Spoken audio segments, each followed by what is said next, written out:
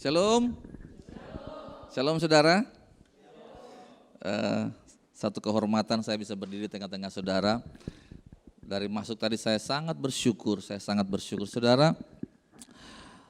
Kita boleh ada di tempat yang kecil tapi kita punya Tuhan yang besar. Daripada kita di tempat yang besar tapi kita mengecilkan Tuhan. Amin.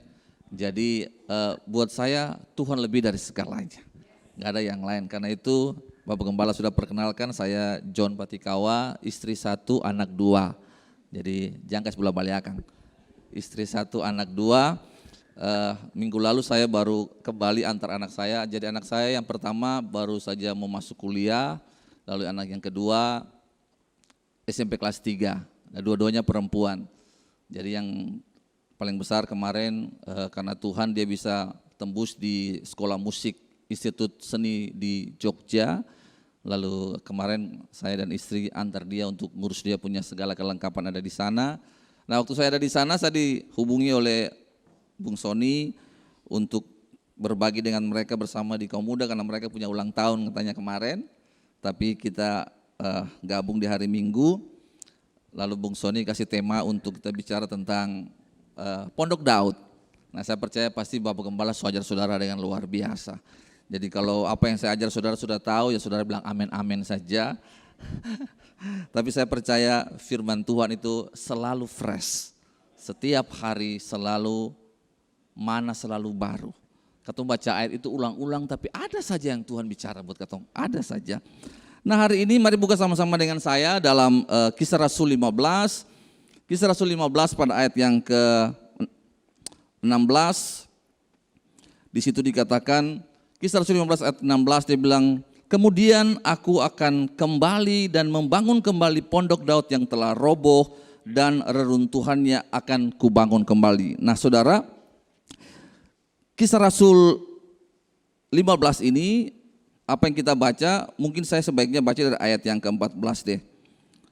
Di situ bilang, Simon telah menceritakan bahwa sejak semula Allah menunjukkan rahmat-Nya kepada bangsa-bangsa lain, yaitu dengan memilih suatu umat dari antara mereka bagi namanya. Hal itu sesuai dengan ucapan para nabi seperti tertulis. Nah, ayat 16 dia bilang, kemudian aku akan kembali dan membangun kembali pondok Daud yang telah roboh dan reruntuhannya akan kubangun kembali dan akan kuteguhkan. Jadi ayat 16 ini adalah sebenarnya perkataan dari Yakobus. Jadi Yakobus tadi bilang waktu ada sidang di Yerusalem, jadi sebenarnya waktu itu kalau saudara baca di Kisah Rasul 15 itu, bagaimana bangsa-bangsa lain itu mau kenal Tuhan.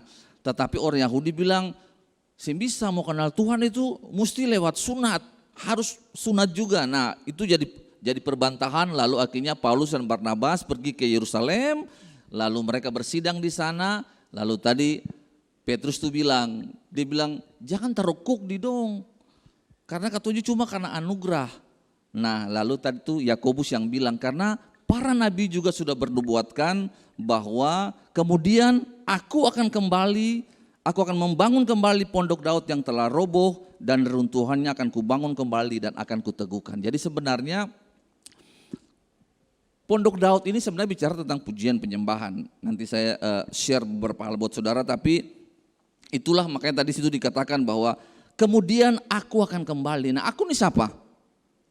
Tuhan. Jadi Tuhan yang akan membangun kembali pondok Daud dan reruntuhannya. Nah kalau saudara lihat ayat 17, ini dia punya tujuan. Kenapa Tuhan mau pulihkan kembali pondok Daud? Apa tujuan Tuhan memulihkan pujian penyembahan itu? Nah saudara lihat di ayat yang ke-17 dari pasal 15 tadi, supaya semua orang mencari Tuhan dan segala bangsa yang tidak mengenal Allah yang kusebut milikku, demikian firman Tuhan yang melakukan semua itu. Jadi tujuan pemulihan pondok Daud tujuannya ini, yaitu supaya semua orang mencari Tuhan. Ini buat saya ini gereja yang betul-betul jadi terobosan untuk ketemu diampun kenal Tuhan. Beta dari kecil ada di sekolah minggu GCA di rumahnya Pak Tomasila di belakang Soya, Tante Ed Tomasila, kalau tahu itu Pak Sem Sokota pun kakak perempuan di belakang Soya, tahu Bunyong Tomasila, Ongen yang di GCA di kota dulu yang orang-orang lama pasti kenal. Jadi kita dari TK-TK lah sudah Beta kenal Tuhan tuh di sidang jemaat Allah. Tiap sore jam 4 sore ketemu sekolah minggu. Wah, jadi itu yang pernah lupa. Beta sangat sadar kalau beta bisa berdiri di sini karena benih dari gereja ini. Saudara, saya betul-betul saya lupa itu. Selalu jadi kenangan beta pun kepala, ketemu diajar dari sidang jemaat Allah. Jadi nanti su SMA, su kuliah baru ketemu masuk di gereja GBI, tapi sejak beta masih sekolah kecil-kecil, beta sudah sidang jemaat Allah. Jadi beta sangat bersyukur karena jemaat ini selalu jadi terobosan. Tuhan pakai untuk memulihkan. Makanya ini bicara orang dewasa. Jadi tujuan kemah Daud dipulihkan itu untuk itu. Yang pertama, ini bicara orang dewasa. Jadi mereka tuh pun diri lain. Tapi saatnya gereja ini lihat kepentingan orang lain, bukan lagi lihat kepentingan diri. Amin. Saudara dan saya ketemu dipanggil untuk lihat kepentingan orang lain. Ketemu bukan hidup, ketemu pun diri lain. Tapi Tuhan mau pakai kita. Tuhan mau pulihkan kita untuk memulihkan orang lain. Nah, saudara, kenapa saya harus bilang? Kadangkala ketemu datang ke Tuhan, saudara berdoa setengah jam, kira-kira atau 1 jam, sama bicara lebih banyak. Ketemu enggak Tuhan? Kadang-kala ketemu saya dengar Tuhan lagi. Ketemu bicara habis amin jalan pergi. Padahal tujuan Tuhan bangun kemah untuk Tuhan mau bicara. Kadang-kala Tuhan berpanggil, nyong dikasih pergi. Kita belum bilang apa-apa, lesnya pergi. Nah, ini hal-hal sederhana, tapi kita mau bicara kemah Daud, tapi kita lihat sejarah dulu dari mana kemah Daud ini ada. Dimulai dari ini, dari kemah Musa, tabernakel Musa. Jadi tujuan Tuhan suruh bikin kemah karena satu, Tuhan mau bicara. Nah, jadi kalau kita kembali ke kisah Rasul tadi, Tuhan pulihkan kita untuk apa? Untuk memulihkan orang lain. Untuk orang lain diselamatkan. Jadi penting kita bikin yang Tuhan suruh. Kadang-kadang kenapa kita capek? Karena kita bikin bukan yang Tuhan suruh. Makanya lelah. Tato kisah tato sini, bersungut sana, bersungut sini. Sudah pasti tujuh. Nah itu. Jadi itu penting saudara. Mau cuma 1 kata, 2 kata dengar Tuhan. Bilang apakah? Haleluya. Nah, saudara, bicara mengenai tabut. Kalau saudara bicara mengenai tabut itu kan lambang apa? Tabut itu lambang kehadiran Tuhan. Di mana ada tabut Allah, di situ selalu Tuhan hadir di situ. Jadi tabut itu punya peranan penting sekali. Kalau saudara lihat tabut, nah saudara kan tahu bagaimana bangsa Israel berjalan dengan tabut waktu mereka menyeberang sungai Yordan, baru taruh kaki di atas, di tengah sungai, sungai terbelah. Dong menyeberang. Waktu dong kelilingi sungai tembok Yeriko, cuma putar sudah bawa tabut. Terjadi sesuatu saudara. Semua itu tabut di muka. Nah, 1 kali, mungkin kalau baca ayatnya panjang, tapi saya mau cerita buat saudara. 1 kali pada zaman Imam Eli, saudara baca dalam 1 Samuel 2:12, bagaimana anak-anaknya itu siapa? Hofni dan Pinehas, mereka berlaku dursila, mereka tidak mengindahkan Tuhan, korban-korban bakaran yang dibawa dong ambil dong makan, dong sangat tidak benar. Nah, di dalam 1 Samuel 4, itu ayat 1-11, 1 kali Israel itu waktu Tuhan sudah bawa mereka, tabut Tuhan ditaruh di Silo, lalu mereka berkemah di Ebenezer, lalu terjadi perang mereka dengan orang Filistin. Nah, mungkin kita baca dia pun cerita dalam 1 Samuel 4 ayat 1-11. Saudara perhatikan.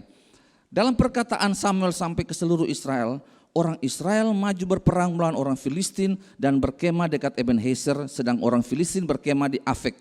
Orang Filistin mengatur barisannya berhadapan dengan orang Israel. Ketika pertempuran hebat, terpukul kalah orang Israel oleh orang Filistin yang menewaskan kira-kira 4.000 orang di medan pertempuran. Berapa ribu yang mati? 4.000, saudara bayangkan. Jadi Israel perang dengan Filistin, 4.000 mati. Ketika tentara itu kembali ke perkemahan, berkatalah para tua-tua Israel, mengapa Tuhan membuat kita terpukul kalah oleh orang Filistin hari ini? Marilah kita mengambil dari Silo tabut perjanjian Tuhan, supaya ia datang ke tengah-tengah kita dan melepaskan kita dari tangan musuh. Kemudian bangsa itu menyuruh orang ke Silo, lalu mengangkat dari sana tabut perjanjian semesta alam yang bersemayam di atas para kerub. Kedua anak Eli, Hofni dan Pinehas yang ada di sana dekat tabut perjanjian Allah itu.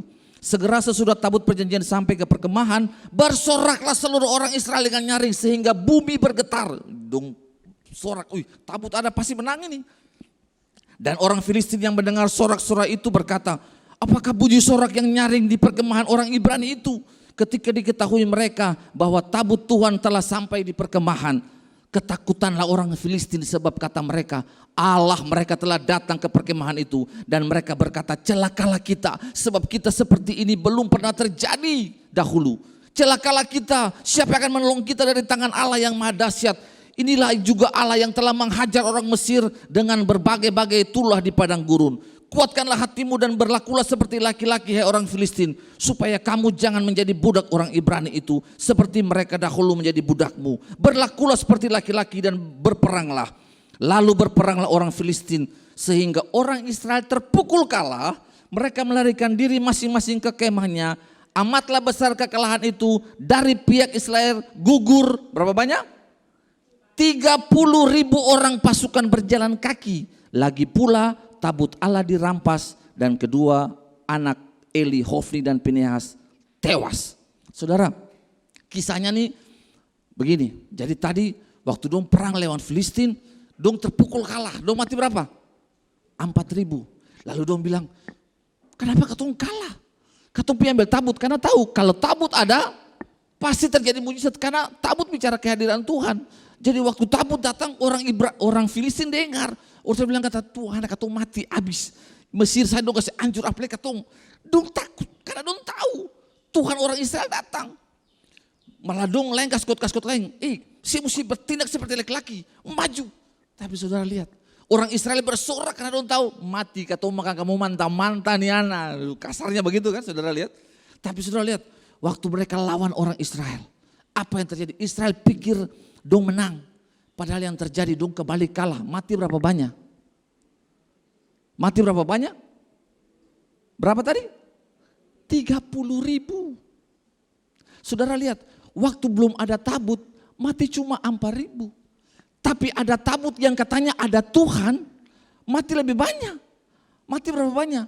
30.000. Saudara, apa yang saudara bisa belajar di sini? Tabut ada, mar Tuhan yang ada. Tabut ada, Tuhan yang ada. Sorak-sorai ada, tapi yang ada kuasa. Apa yang kita bisa belajar? Saudara, jaga harta yang saudara punya. Hati-hati, jangan sampai ibadah ada, tapi sebenarnya yang ada Tuhan, yang ada cuma rame sah. Kita mesti jaga itu, hargai kehadiran Tuhan. Ini terjadi di banyak-banyak gereja. Sepertinya ada, sorak-sorai, tapi yang ada kuasa. Yang ada manifestasi. Pengerja-pengerja yang bermain, orang lagi menyembah Tuhan. Yang lain dia bermain HP. Karena apa sih yang ada rasa apa-apa? Yang ada cuma kegiatan. Yang ada cuma aktivitas rohani tapi tidak ada aktivitas ilahi di dalam. Saudara, mari saya bilang buat saudara. Itu yang terjadi. Banyak hal. Tabut akhirnya dirampas. Tabut dirampas. Lalu orang Filistin taruh di tempat mereka. Saudara, mau program apapun, program tanpa manifestasi kehadiran Tuhan cuma yang ada kejenuhan. Kadang-kadang kita bikin program doa pagi, doa siang, doa malam. Saudara saya bisa sogok Tuhan yang doa. Kadang-kadang bukan Tuhan yang senang. Kata pikir kata bikin kegiatan banyak tuh Tuhan senang sih. Doa lah. Ralaba sikar, ralaba. Kata bahasa roh cuma karena mengantuk. Saya di sini ini di gereja di utang-utang Tapi kata belajar. Saudara, ini paling penting. Sama juga, kata bisa nyanyi panjang-panjang. Sekali lagi kita mau ulang saudara-saudara, jangan tertipu dengan suasana, pegang apa yang saudara punya. Saya usah mau sama dengan gereja lain. Saya usah. Jangan mau pakai lighting kiri, itu cuma bikin suasana. Saudara, suasana itu bisa diciptakan. Tapi cinta tidak bisa diciptakan. Orang bisa dengan pelacur, duduk, pakai lilin, remang-remang, suasana dapat. Tapi hubungan cinta itu yang ada di situ. Yang ada cuma hawa nafsu. Haleluya.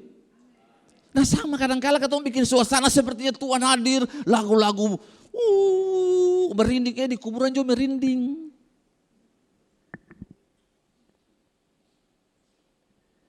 Beta saya marah-marah. Cuma yang tadi beta bilang, katong boleh ada di gereja kecil, tapi katong punya Tuhan yang besar. Katong punya pemikiran yang berbeda. Katong punya kedalaman yang berbeda. Katong punya ketajaman yang berbeda. Katong tahu mana yang esensi, mana yang aksesoris. Saudara kalau bikin sup, garam banyak kah? Kuah banyak. Saudara saya mungkin taruh, karena garam itu cuma sedikit saja. Nah kadang-kadang katong aksesoris yang, karena itu por bikin rasa enak. Nah kadang-kadang katong bikin aksesoris, katong sibuk dengan aksesoris, lupa yang esensi. Nah, katong lanjut, saudara lihat, jadi Israel tabutnya dirampok. Orang Filistin ambil, saudara tahu, waktu itu orang Filistin boleh ambil tabut itu, lalu mereka bawa, mereka taruh, nanti saudara bisa baca dia punya kisah itu, di dalam 1 Samuel 5 nanti saudara baca kisah itu. Bagaimana tabut dibawa di orang Filistin, ditaruh di kuil Dagon, itu Dagon punya patung jatuh, kepala ke tanah, jatuh, lalu dong pokoknya banyak hal terjadi. Dong penekanan terjadi buat orang Filistin, dong kasih pindahkan ke Gad, sama juga penekanan terjadi, borok-borok terjadi pada mereka, dong bawa lagi ke Ekron, semua bencana, 7 bulan. Kalau saudara baca di situ, perjalanan tabut ke kota Daud itu, 7 bulan tabut ada di orang Filistin, bencana terjadi di sana. Saudara bayangkan. Dong sentahan, lalu dong akhirnya bilang, wah katong hancur ini, saudara. Lalu dong mulai berusaha untuk bapulangkan ke orang Israel. Karena itu bukan tempatnya. Di mana tabut tidak dihargai, ada bencana di situ. Tabut Tuhan, Israel kena Filistin kena bencana habis-habis, dong dari Asdod dong pindah ke Gad, dong pindah ke, bencana terjadi semua. Dong sentahan 7 bulan saja gitu. Lalu dong kasih kembalikan, babaliakan orang Israel juga. Dong taruhkan, bayangkan orang Filistin saja tahu bahwa katong bisa kasih pulangkan biasa-biasa. Nanti saudara bacakan cerita dia punya, ini saya buat saudara. Saudara baca kitab. Lalu mereka taruh di kereta, mereka bilang kita gak boleh kasih biasa. Dong bikin lagi emas. Dong raja ada 5, dong bikin emas 5 untuk mempersembahkan. Lalu dong bilang kukanya taruh saya di kereta, di lembu, lalu kasih jalan lembu. Kalau lembu belok ke kanan ke Bet-Semes, itu pasti Tuhan, karena itu orang Israel punya perbatasan. Kalau ke kiri berarti bukan, tapi yang betul. Lembu itu belok ke Bet-Semes. Orang Israel lihat dari sana, dong senang, tabut datang, dong panggil orang-orang datang untuk angkat tabut itu. Saudara lihat, pas akan sampai di Bet-Semes itu, orang-orang Israel karena mungkin terbiasa, dong lihat mati juga di situ 70 orang. Saudara lihat. Akhirnya dong sentahang, lalu dong taruh itu tabut di rumah Abinadab. Lalu dikasih anaknya, dan saudara baca dalam 1 Samuel 7, jadi dalam 1 Samuel itu kisah dia punya perjalanan tabut itu. Lalu diangkat anaknya Eleazar, dikuduskan untuk menjaga tabut. Kurang lebih 20 tahun dia ada di situ, di rumah Abinadab itu. Nah sampai Daud jadi raja. Jadi orang Filistin sentahang, dong kasih kembali, lalu orang Israel taruh akan di rumah Abinadab, kurang lebih 20 tahun, lalu dong suruh anaknya Eleazar untuk dikuduskan untuk menjaga tabut itu. 20 tahun dia ada di rumah itu sampai Daud jadi raja. Nah ini, kata masuk nih. Sampai Daud jadi raja, program pertama Daud, yaitu masih kita jadi raja. Lalu dia mau mengembalikan tabut ini nih. Nah, lalu Daud mulai mengembalikan tabut ini. Jadi itu program Daud. Lalu Daud mulai kasih kembali tabut itu. Nah, waktu Daud kasih kembali tabut itu, kan saudara tahu toh, dia bawa di kereta. Lalu siapa yang mati lagi itu? Usa. Jadi Daud bawa di kereta. Padahal saudara, Tuhan tuh bilang tabut itu tabut itu harus diusung, harus dipikul, boleh taruh di kereta. Daud taruh di kereta. Nah, Usa juga karena familiar dengan akan tabut ini, pas akan tergelincir, dia pegang. Dia anggap biasa. Karena sekian tahun dengan tabut, anggap biasa, saudara lihat, pegang, mati. Nah, Daud punya niat benar. Pengen kasih kembali tabut itu kembali ke Yerusalem. Niat benar. Tapi cara salah, korban. Saudara, kadang-kadang katong pun niat betul. Niat mau pergi gereja, niat mau pergi ibadah. Tapi cara salah, pikir yang hati yang betul. Pas bakalai, aku baru masuk, minta pergi gereja, tapi berdoa. Berdoa, niat pergi berdoa, tapi hati lagi yang betul. Saudara, terjadi kematian. Mungkin saya mati fisik, tapi sebenarnya katong sedang semati ketajaman. Mati kepekaan. Katong banyak anggap biasa. Niat pi ibadah, niat pi gereja, niat pi doa, niat betul. Daud John niat betul, kas pindah tabut. Tapi cara salah. Ada korban. Nah, sekarang katong mungkin seng rasa katong mat. Tapi tanpa katong sadar, katong punya respect hilang. Yang ada kata bilang katong cuma kegiatan-kegiatan saja. Nah, saudara lihat, ini hal-hal kecil tapi saudara saya bisa belajar. Penting sekali. Sikap hati paling penting. Pelayanan pun begitu. Pokoknya lalu datang gereja, lalu menyanyi. Menyanyi. Pas datang gini, mau pilih yang tadi bikin masalah, dia di pintu kiri, belok pintu kanan. Tapi menyembah di muka, menyembah di sana katong anggap di sini terus. Saudara, banyak kali katong anggap itu biasa. Makanya katong pelayanan tidak ada dampak rohaninya. Yang ada cuma mesin. Saudara tahu mesin penyembahan, saudara pun boneka dulu-dulu saya yang putar di belakang, kerak, kerak, kerak, putar lagi, cek, pernah itu?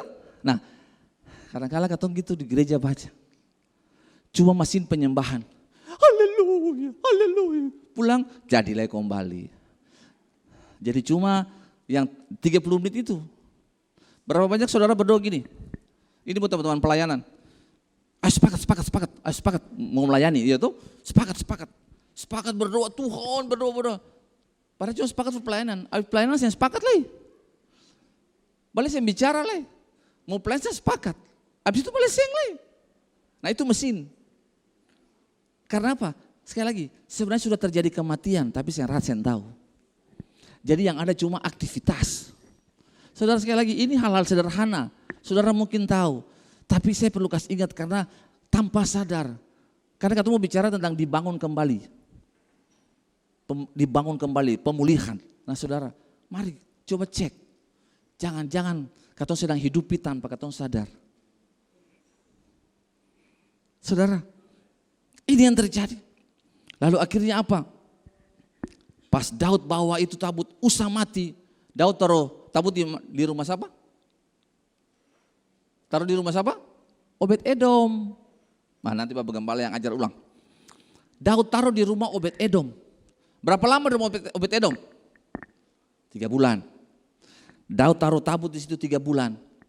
Alkitab bilang Obed-Edom diberkati. Saudara tahu, siapa tuh Obed-Edom? Kalau baca dalam 1 Tawarin 16, dia bilang, juga Obed-Edom dan saudaranya sepuak yang 68 orang itu. Obed-Edom bin Yedutun dan Hosea adalah penunggu-penunggu pintu gerbang. Saudara, jadi Obed-Edom ini penunggu pintu gerbang. Jadi sebenarnya dia kenapa? Dia pembapa juga penyembah, makanya anak-anak dia penyembah. Kehidupan yang ditransferkan. Di mana tabut Allah dihargai, di situ ada berkat. Di mana tabut Allah tidak dihargai, di situ ada kematian dan bencana. Kenapa tabut di Obed-Edom? Karena dong hargai tabut. Menurut saudara sekarang tabut itu ada di mana? Tuhan sekarang lagi hadir di mana? Di mana? Bilang sedikit dulu betul. Sampai turun juga. Saudara, katong tahu semua. Tidak tahu kamu bahwa tubuhmu adalah bait? Katong tahu Tuhan di sini. Kalau bilang semua tahu, bahkan katong tahu ayatnya 1 Korintus 3:16, tabut ada di sini. Tapi kenapa katong yang diberkati padahal ada Tuhan? Harusnya di mana ada Tuhan ada berkat. Karena Tuhan itu sumber. Tapi kenapa katong yang hidup dalam berkat? Cuma satu, coba cek. Jangan-jangan katong yang respect Tuhan yang di dalam katong lagi. Simple saja. Obed-Edom diberkati. Kadang-kadang katong harga Tuhan tuh, katong cuma katong terjebak dengan acara. Katong hargai Tuhan cuma pas masuk pintu gereja, tahu tuh katong dulu tuh, itu biar jarum jatuh les yang babunyi. Duduk, buka gula-gula pelan-pelan, lihat dari jauh, cok. Kudus, malaikat saya minder kalau ketemu di gereja. Tapi pas keluar tuh anak mulu mau maki saja, cari tahu orang kiri kanan, segala macam. Tapi saudara lihat, ini yang terjadi. Ulang-ulang beta coba bilang saudara, sikap hati lebih penting dari ritual. Jangan terjebak dengan ritual. Karena sekali lagi Tuhan urusan dengan, Tuhan cuma urus ini. Itu cuma itu. Jadi saudara lihat, Obed-Edom sangat tahu itu. Tuhan hadir di mana dia hargai. Di tempat di mana Tuhan dihargai, hadiratnya membawa berkat.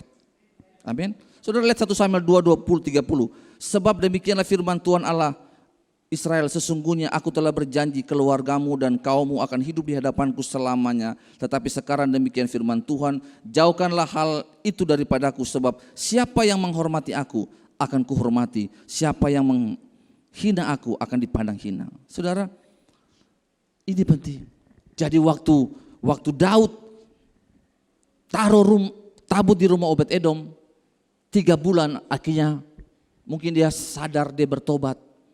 Lalu dia mulai ambil tabut itu. Saudara lihat, waktu Daud ambil tabut kembali dari rumah Obed-Edom lalu mau bawa ke kota Daud. Saudara tahu apa yang Daud bikin? Kan katanya bilang Daud menari sampai dia pun bini bilang dia gila.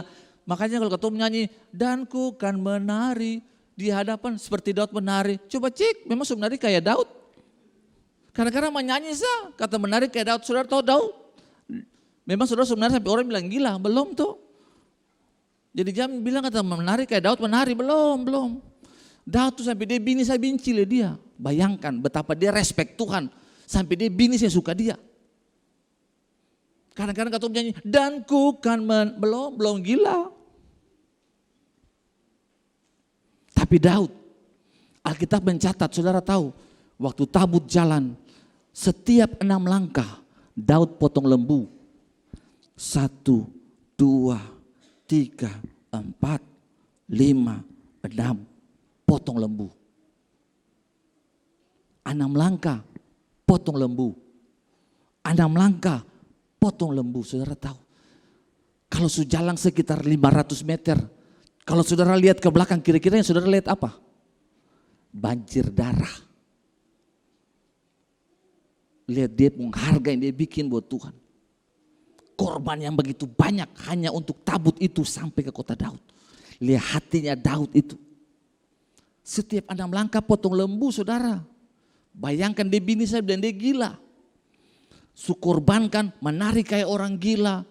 Tapi lihat itu makanya Daud pun hati itu saudara. Aduh, itu yang terjadi. Sampai tabut itu masuk kota Daud. Lalu Daud taruh pasukan penyembah, orang Lewi menyembah 24 jam di situ, siang malam. Makanya ini yang spirit itu yang katong bawa sampai hari ini, spirit Pondok Daud itu. Yang katong melayani sekarang nih, orang bilang pemulihan Pondok Daud, pujian penyembahan, sebenarnya itu. Kalau saudara lihat, mengapa bukan pemulihan Pondok Musa, Tabernakel Musa atau Tabernakel Salomo? Jadi Tabernakel Daud itu di tengah-tengah. Tabernakel Musa dulu, lalu itu terbuat dari kain, Tabernakel Daud juga. Tapi ini Tabernakel Musa ini ada banyak peralatan di situ yang kita juga setuju.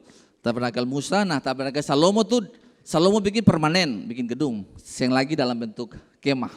Tapi dia bikin bait Allah kan Salomo. Tapi kenapa yang Tuhan pulihkan Tabernakel Daud? Bukan yang 2 ini. Padahal cuma 40 tahun saja tuh Daud memerintah. Dia bikin di situ. Saudara tahu, karena yang tadi tuh kata bicara paling banyak, dia pun hati tuh yang beda. Hati, saudara, kalau Tuhan yang suruh jangan coba-coba bikin mati. Zaman perjanjian lama itu. Tuhan panggil Musa, bayangkan Tuhan bilang katakan kepada gunung itu, dia marah dia pukul, termasuk tanah Kanaan. Tuhan jelaskan bagaimana bikin kemah Musa, detail Tuhan suruh, sembolek sedikit pun. Lewat mati. Tapi kenapa Daud bikin yang Tuhan yang suruh? Dia rombak, kemah tuh mesti ada perlengkapan banyak. Dia yang pakai perlengkapan sama, dia cuma taruh bait saja. Saudara bayangkan. Tapi bagaimana Tuhan yang marah dia? Malah Tuhan bilang dia berkenan di hati Tuhan. Saudara tahu kenapa? Ini yang katanya mau bicara esensinya. Saudara tahu? Karena dia punya kemurnian dan ketulusan akan Tuhan. Saudara tahu yang hilang di gereja itu bukan ibadah. Yang hilang di gereja itu bukan ritual. Yang hilang di gereja itu kemurnian. Banyak kali katong seng murni lagi. Hari ini coba cek. Masihkah katong murni datang cari Tuhan? Yang hilang di gereja itu bukan pujian penyembahan. Yang hilang di gereja itu bukan nyanyian, bukan. Yang hilang di gereja itu apa? Hati yang haus dan lapar akan Tuhan. Yang saudara dan saya perlu itu namanya satu kesadaran. Kadang-kadang katong susah yang sadar lebar katong. Saudara, orang kalau kenyang, dia dengan apa-apa. Karena kenyang, apa saja dianggap, biar enak le. Tapi kalau orang lapar, biar akan hampir basi le dia makan. Betul koseng. Biar pulang ini samut satu nasi nih, bunuh lampu satu, lapar bunuh satu, makan. Karena apa? Lapar. Tapi kalau kenyang, biar enak lagi terus makan. Nah, banyak orang datang dengan supono. Datang cuma for nilai. Bicara apa dari tadi? Siapa juga tahu mau pilih pantai mau. Susah terima lah. Tanya minggu muka siapa yang khotbah? Jadi dia sibuk, dia nggak lihat bahwa itu Tuhan mau bicara. Kenapa? Pono. Saudara tahu? Kenapa anak-anak kecil itu yang suka makan? Kenapa kasih makan nasi dia yang suka? Karena dia suka nyang dengan apa? Kanyang dengan ciki-ciki, kanyang dengan taro, kanyang. Padahal itu kan bukan makanan. Itu cuma snack. Tapi dia suka nyang. Datang katong mau kasih nasi lah, dia yang suka. Nah, banyak kali katong su snack paling banyak. Makanya katong sering dapat makan yang sebenarnya dari Tuhan. Waktu katong pergi rumah Tuhan. Katong snack dengan HP dari pagi. Buka Sambo pun cerita. Buka cerita-cerita yang lain. Sampai pas firmannya susah bisa masuk lagi. Karena snack pono. Hari ini mari katong sadar sama-sama.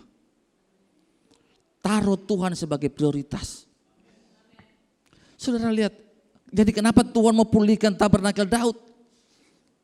Saudara, tabernakel Daud satu. Beda tabernakel Daud dan tabernakel Musa. Tabernakel Musa penuh dengan benda-benda. Dari halaman, masuk banyak. Di Daud cuma langsung pakai lewat apa-apa. Langsung ketemu dengan Tuhan. Langsung dengan tabut. Tanpa batasan. Langsung. Tapi ada satu prinsip yang saya bisa ditukar. Tanpa kekudusan, saya bisa jumpa Tuhan. Itu harga mati. Jangan kita kata, enggak saudara, tetap Tuhan itu kudus. Mau sampai generasi berapapun kekudusan saya bisa ditukar. Anak muda saya bisa tukar kekudusan. Pas sekarang dunia sudah beda, tidak cerita mau dunia apapun kekudusan harga mati. Hidup yang kudus tetap binasa. Itu pilihan. Naik motor baku gonceng, baku polo sampai jarum bisa jatuh di tanah. Saya bisa saudara, saya bisa.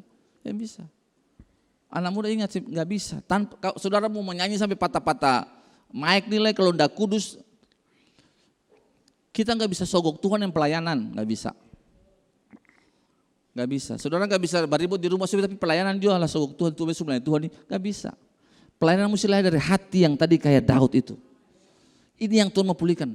Dengan kesadaran hati yang haus akan Tuhan. Hati yang sadar perlu Tuhan. Makanya Daud bilang, aku mau diam di rumah Tuhan seumur hidupku menikmati bait. Saudara, itu kan apa? Dia tahu dia butuh Tuhan.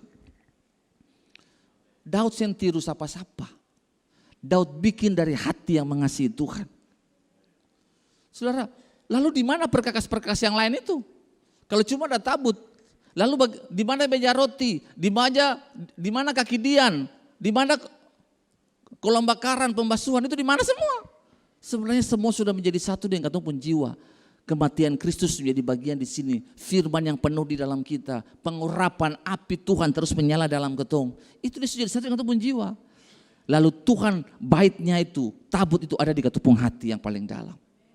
Jadi tidak ada batasan lagi saudara. Tuhan telah memilih jarak antara Tuhan dengan kita dengan berdiam dalam kita.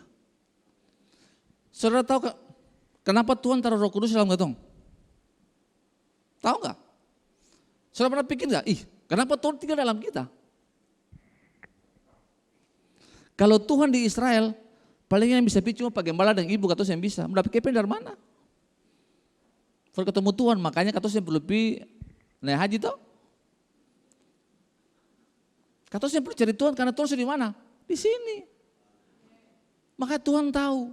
For cari Tuhan saya cari jauh-jauh. Cuma jingkal saja nih. Saya jauh jingkal saja. Itu hebatnya Tuhan.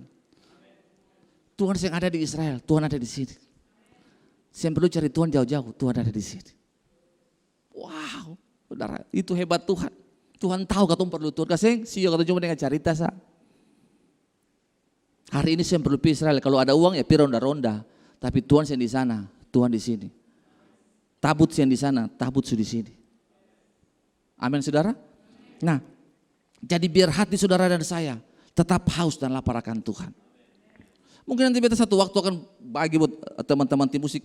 Kira-kira apa yang masih ada 6 menit. Saudara, kalau saudara baca dalam satu Tawari, bagaimana, nah coba ada di PowerPoint tuh.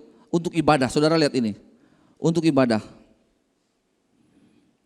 Satu Tawari 25. Nah saudara lihat. Selanjutnya untuk ibadah, jadi saudara bukan beta kasih merah tuh supaya kamu punya ada dia punya mengerti. Selanjutnya untuk ibadah. Jadi untuk ibadah, Daud bilang gini, Daud dan para panglima menunjuk anak-anak Asaf, anak-anak Heman dan anak-anak itu, mereka bernubuat dengan diiringi kecapi, gambus, ceracap dan orang-orang yang bekerja dalam ibadah ialah yang sebagai berikut. Nah, nanti di batu 66. Tapi gini, untuk ibadah, jadi untuk ibadah Daud, jadi bukan orang-orang yang datang suka-suka, orang-orang yang memang ditunjuk oleh Daud. Daud tahu, beta mesti tunjuk siapa-siapa. Jadi nggak bisa saudara, orang-orang yang naik di sini orang-orang yang cuma karena dia jago main musik, nggak bisa. Benar-benar orang-orang yang ditunjuk, orang yang dipersiapkan. Lalu apa? Mereka apa tadi? Kalau baca, mereka apa? Ayat 1. Saudara lihat, mereka kenapa? Mereka bernubuat diiringi kecapi, gambus dan ceracap. Jadi mereka bernubuat. Saudara tahu apa itu nubuat? Kalau saudara lihat nubuat itu dalam 2 Petrus 1 ayat 21. Sebab tidak pernah nubuat dihasilkan oleh kehendak manusia tetapi oleh dorongan Roh Kudus. Jadi nubuat itu bukan oleh kehendak manusia tapi oleh dorongan Roh Kudus. Jadi itu adalah profetik. Jadi kalau bicara profetik, kalau bilang ibadah yang profetik, kadang-kadang orang suka bilang ini ibadah profetik. Sudah pernah kata? Ibadah profetik, tim profetik. Profetik itu kan nubuat. Kalau bilang ibadah profetik, artinya aliran penyembahannya juga profetik. Musiknya juga profetik, tindakannya juga profetik. Kalau bilang ibadah itu profetik. Karena profetik atau nubuat itu datang dari ilham Roh Kudus. Jadi apa itu profetik? Profetik adalah perkataan yang diilhamkan oleh Roh Kudus. Jadi kalau nyanyian profetik, nyanyian diilhamkan oleh Roh Kudus. Kalau musik profetik, musik yang diilhamkan oleh Roh Kudus. Jadi kadang-kala bila profetik tapi itu bukan dari Roh Kudus, itu sih karang-karang sendiri. Pas dengar lagu ini lagi top, katong nyanyi akang. Padahal belum tentu Tuhan suruh nyanyi itu. Jadi mari selalu belajar memulai bukan dengan berpikir, memulai dengan mendengar. Karena Tuhan ada di dalam kita untuk katong dengar Tuhan. Ini yang harus dibangun di tim ini juga. Itu penting. Jadi pemulihan Pondok Daud. Coba bicara tentang pemulihan katong hati kembali. Karena tabut ada di sini. Saudara cek saja. Kapan terakhir katong hancur hati dengan Tuhan? Kapan terakhir saudara air mata keluar di hadapan Tuhan? Jangan-jangan 10 tahun lalu, 5 tahun lalu. Kata sesuatu yang hancur dengan Tuhan lah. Kata sesuatu nggak biasa. Kata pikir katong orang dalam kapa? Enggak. Hari ini saudara, sederhana saja. Mungkin saya bicara kecepat, bicara nanti Pak Gembala bikin betul kalau beta bicara salah. Tapi hari ini cuma yang Tuhan taruh buat beta nanti itu. Jaga kemurnian. Dan jaga haus dan lapar akan Tuhan. Pulihkan terus hati setiap hari. Cek, masih murni enggak ini hati? Masih murni enggak hari ini? Tabut Suseng di Israel, tabut bukan lagi di Pondok Daud, tabut di sini. Masihkah kita menghormati tabut ini yang dalam kita? Waktu katong lihat handphone, masihkah kita respect Tuhan? Waktu katong di kantor dihadapkan dengan nota-nota, masihkah katong respect Tuhan? Waktu katong pakai orang barang, pinjam, katong masih respect enggak? Takut Tuhan enggak? Itu. Jadi kalau bilang rebuilding, dibangun kembali, apa yang saudara saya perlu bangun? Mari bangun kesadaran akan Tuhan. Jangan sadar keadaan melebihi sadar Tuhan. Kadang-kadang katong terlalu sadar keadaan, ayo pai, ayo sansara lawa, ayo pas itu bagaimana lepa. Itu sadar keadaan. Saudara, jangan datang kepada Tuhan bahwa katong punya masalah yang besar. Tuhan tolong Tuhan, bisa itu bagaimana le Tuhan, Tuhan tolong Tuhan. Jangan datang ke Tuhan bahwa masalah kita yang besar. Tapi datang kepada masalah bahwa Tuhan yang besar dalam kita. Bahwa segala perkara dapat kutanggung di dalam Dia yang memberikan kekuatan. Jadi bilang masalah, yang ada yang besar cuma Tuhan. Beta tetap bisa lewati masalah ini. Pegang itu. Jadi mari bangun kembali kesadaran, bangun kemurnian dan haus akan Tuhan. Dan bangun kembali rasa hormat. Haleluya. Dan izinkan Tuhan yang menuntun katong setiap hari. Ini saya minta mau bilang buat saudara. Bangun itu kembali. Bangun kesadaran akan Tuhan. Bangun kemurnian. Dan haus dan lapar akan Tuhan. Dan bangun rasa hormat akan Tuhan. Hormat Tuhan saudara. Respect Tuhan. Jangan anggap biasa supaya katong yang mati. Supaya katong yang tumpul. Supaya katong tetap mengalami Dia.